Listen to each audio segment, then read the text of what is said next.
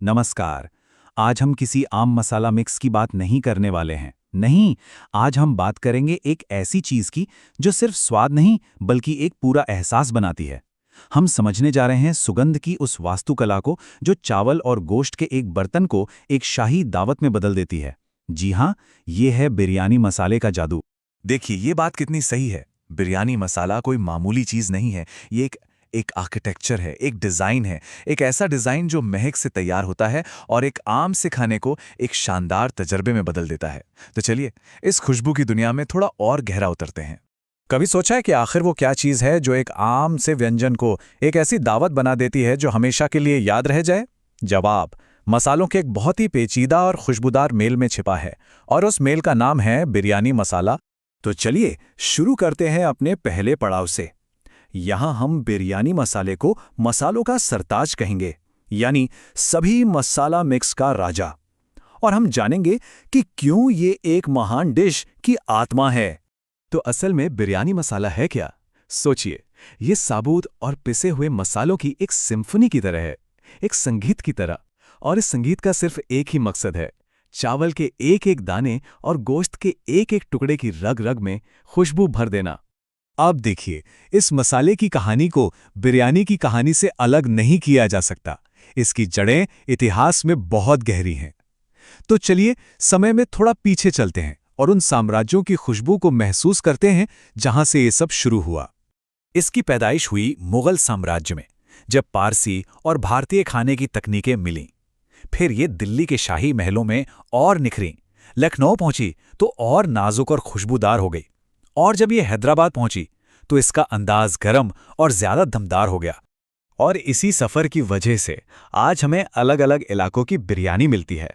हैदराबादी बिरयानी अपनी गर्माहट और तीखेपन के लिए मशहूर है, वहीं लखनवी बिरयानी अपनी नाजुक महक और फूलों जैसी खुशबू के लिए, और कोलकाता की बिरयानी वो थोड़ी मीठी और हल्के मसालों वाली होती है। मतलब मसाला ही हर बिरयानी का डीएनए तय करता है। लेकिन रुकिए, इस मसाले में सिर्फ खुशबू ही नहीं है, इसके अंदर सेहत के राज भी छुपे हैं। ये हमें सुगंध भी देता है और सुरक्षा भी। इसकी ये दोहरी शक्ति ही ऐसे खास बनाती है। अच्छा, इसकी खुशबू को खाने में पूरी तरह घोलने के दो बहुत ज़रूरी स्टेप्स हैं। पहला, मसाले का कुछ हिस्सा गोश्त या सब्जी का कोरमा बनाते वक्त डाला जाता है ताकि स्वाद की एक मजबूत नींव तैयार हो। और दूसरा, जो सबसे ज़रूरी है, वो है चावल और गोश्त के बीच में मसाले की एक परत लगाना। इससे होता यह है कि जब बिरयानी दम पर पकती है तो भाप उस मसाले की खुशबू को हर एक दाने तक पहुंचा देती है। और वो सेहत का राज? अरे ये मसाला इतनी समझदारी से बनाया गया है कि ये भारी दावत को पचाने में भी मदद करता है। काली मिर्च और जीरा हाजमे को तेज करते हैं। सौंफ और इलायची पेट फूलने जैसी दिक्कतों को रोकते हैं। हल्दी और दालचीनी के अपने फायदे हैं, और लौंग तेजपत्ता तो खाने को खराब होने से भी बचाते हैं। है ना कमाल की बात? तो ये जो मिश्रण है, ये सिर्फ स्वादिष्ट या सेहतमंद नहीं है, ये एक कला है। इसे बेहतर समझने के लिए चलिए इसे एक शाही दरबार की तरह देखते हैं, जहां हर मसाले का अपना एक ओहदा है, अपनी एक खास भूमिका है। तो दरबार में सबसे पहले हाजिर हैं हमारे सुगंधित राजनयिक हरी और काली इलायची। हरी इलायची अपनी मीठी फूलों वाली खुशबू लाती है, जबकि बड़ी यानी काली इलायची वो एक गहरी धुएं वाली महक देती है जो मसाले को और दिलचस्प बनाती है। फिर आते हैं दरबार के गर्म मिजाज मंत्री दालचीनी और लौंग।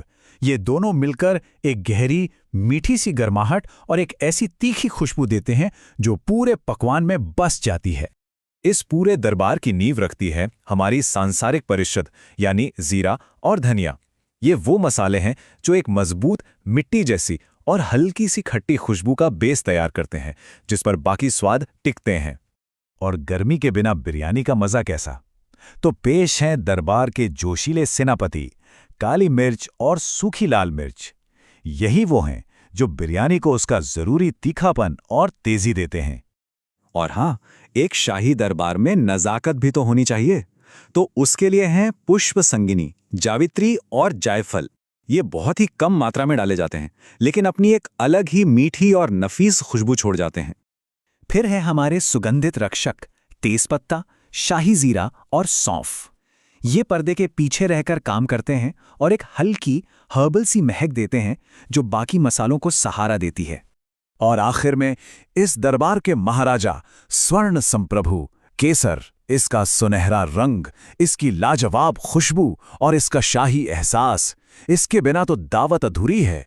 तो अब जब हम इन सभी मसालों की भूमिका जान चुके हैं, तो चलिए इतिहास, विज्ञान और कला, इन सबको एक साथ लाते हैं और देखते हैं कि ये शाही दावत आखिर सजती कैसे है। यहाँ एक छोटा सा राज है जो बहुत काम का है।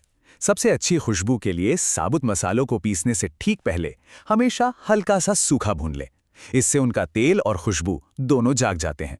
और हाँ, याद रखिए, सबसे जरूरी कदम है चावल और गोश्त के बीच में मसाले की परत लगाना। और आखिर में इस मसाले की आत्मा यानी इसकी खुशबू को बचाने के लिए इसे एक एयरटाइट डिब्बे में ही रख। तो आखिर में बस इतना याद रखिए कि बिरयानी मसाला सिर्फ मसालों का एक डब्बा नहीं है। ये इतिहास की खुशबू है, ये एक कला है और ये एक पूरी परंपरा है। ये वो मसाला है जो खाने में सिर्फ स्वाद नहीं डालता, बल्कि उसे ताज पहनाता है।